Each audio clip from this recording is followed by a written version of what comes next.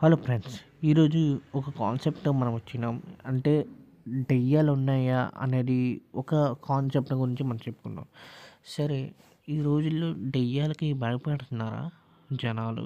అలాగే దెయ్యాలు ఎప్పటి నుంచి మనం పుట్టుకతోనే భయపడుతున్నాము ఉన్నాం. దెయ్యాలంటే భయపడుతున్నాం అని.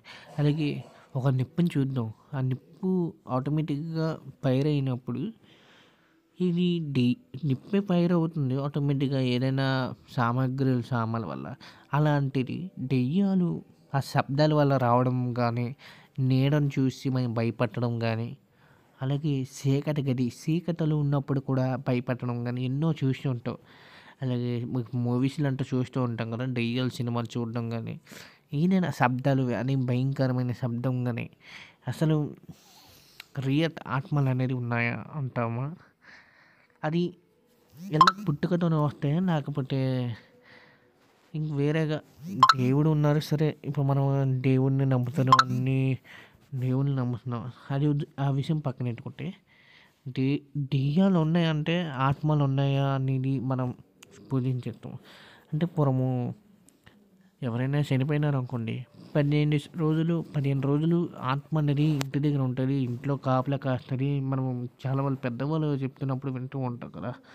అలాగా చూస్తున్నట్టుగా అయితే దేవుడు దేవుని విషయంలో మన భక్తి, అలాగే మనం ఎప్పుడు పూజించే దేవుడు శక్తి మనం ధైర్యాన్ని ఇస్తాడు. అవన్నీ మన ఆలోచనలు. అలాగే దెయ్యాలు ఏ విధంగా వస్తాయి? భయపెట్టిస్తుందా అనేది ఆత్మంగా, అంటే మన ముట్టాటులు ఆలే ఆత్మ తిరుగుతూ మన వైపు తిరుగుతూ ఉంటారా అన్నది చాలా హిస్టరీగా మిగిలింది. అలాగే మనం చూసినట్టుగా హర్యానాలో కానీ, మహారాష్ట్ర కానీ కొన్ని న్యూస్ చూస్తూ ఉంటాం. ఏంటంటే ఇప్పుడు చచ్చిపోయిన మనిషి మళ్ళీ పుడతాడు, దెయ్యాలై పుట్టుంటాడు అని మనం అనుకుంటాం కదా! అలాగా ఏమైనా, అంటే భయపడుతూ ఉంటాం కదా! యాక్చువల్‌గా చూసుకుంటే ఒక నీడను చూసి చాలామంది భయపడతారు. ఇప్పుడు నువ్వు ఆ ఇంటి నీడను చూస్తే భయంకరమైన రకంగాను చూస్తే భయపడతాం. అంటే భయం అనేది, అసలు దెయ్యాలనేది ఉండవని మనం అనుకుంటాం. కొన్ని కొన్ని భయపడుతూ ఉంటాం. ఈ సినిమాలు చూసి గానీ, యాక్చువల్‌గా దేవుడు ఉంటేనే దెయ్యాలుంటాయి, దెయ్యాలుంటేనే దేవుడు ఉంటాడు అని అనుకుని ఉంటాం. అలాగే కొన్ని సినిమాలు చూసినట్టే దెయ్యాలు ఆల్వేగా వస్తూ ఉంటాయి. కొన్ని సీన్‌లో దెయ్యాలు కనబడుతూ ఉంటాయి. సినిమాల్లో హారర్ మూవీలు దెయ్యాలు ప్రత్యక్షిస్తూ ఉంటాయి. అసలు భయంకరమైన సినిమాలు ఉంటాయి, చూస్తాం, చాలా భయపడతాం. అలాగా నిజ స్వరూపంలో దెయ్యాలు ఉన్నాయా అనేది చాలా యాక్టివ్‌గా అంటే ఎక్కడ కనపడలేదు. న్యూస్‌లో కానీ ఎక్కడ కూడా దెయ్యాల గురించి యాక్టివ్‌గా లేదు. కానీ ఈసారి ప్రూవ్ అవ్వాలి కాబట్టి దెయ్యాలు ఉన్నాయో లేవో అనేది తెలుసుకొని కొన్ని చోట్ల దెయ్యాలు లేవని కూడా కొన్ని న్యూస్ ఛానల్ వేశారు. అలా యాక్చువల్‌గా పేపర్ మెయిన్ రీజన్‌లో కూడా దెయ్యాలను లేవనే వేశారు. యాక్చువల్‌గా చెప్పాలంటే ఒక భయమే మన దెయ్యాలు పుట్టిస్తాయి.